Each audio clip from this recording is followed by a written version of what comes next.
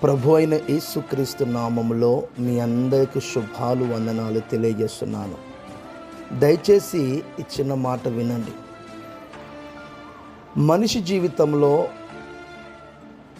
ఓటమి, ఓడిపోవటం, ఒంటరితనం ఇది ప్రతి మనిషి జీవితంలో సాధారణమైనటువంటి అంశమే.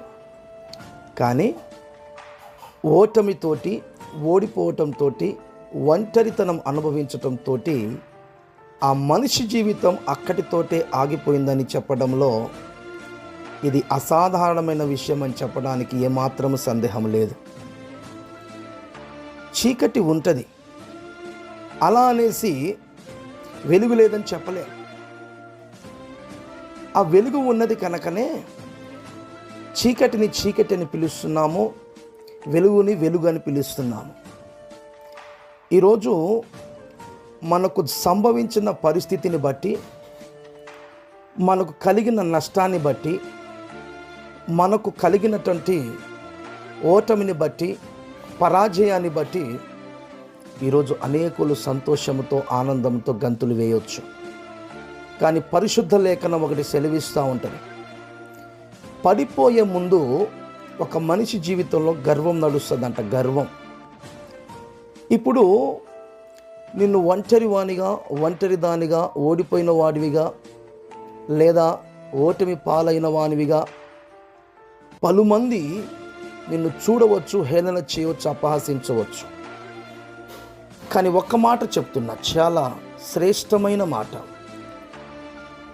ఎవడైతే నిన్ను చూసి పడిపోయిండు, ఈయన పైన అయిపోయింది అనుకుంటున్నారో అతి త్వరలో వాళ్ళు కూడా పడిపోబోతున్నారు.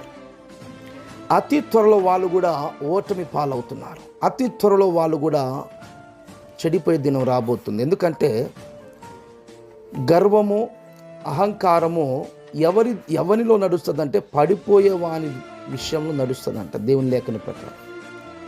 కనుక నువ్వు పడిపోయినావంటే లెగవని కాదు, ఓటమి పాలైపోయినావంటే గెలవని కాదు. నిన్ను పిలిచిన వాడు దేవుడు, నేను ఏర్పాటు చేసుకున్నవాడు దేవుడు, నేను పిలిచినవాడు నమ్మదగినవాడు. మనుషులు కాదు మనల్ని పిలిచింది, బంధుమిత్రులు కాదు మనల్ని పిలిచింది, సర్వశక్తి కలిగిన దేవుడు మనల్ని పిలిచి ఉన్నాడు. దేవునికి మహిమ కలుగునుగాక. డబ్బులు ఉండి, ధనము ఉండి విర్రవీగుతున్న ప్రజలందరితో చెబుతున్న మాట, డబ్బులు ఉండడం మంచిదే, ధనం ఉండడం మంచిదే, కానీ దానికి మించి ఇంకొకటి ఉంది. గర్వము నడుస్తుందా? అది ఎంతకాలం నడవదు, ఎన్నో రోజులు నడవదు, పడిపోతావు. చాలా జాగ్రత్త. దేవుని బిడ్డను ముట్టితే దేవుని యొక్క కనుదృష్టిని ముట్టినట్టే, దేవుని బిడ్డతో పెట్టుకుంటే అగ్నితో పెట్టుకున్నట్టే. చాలా ప్రేమపూర్వకమైనటువంటి విన్నపం తెలియజేస్తున్నాను.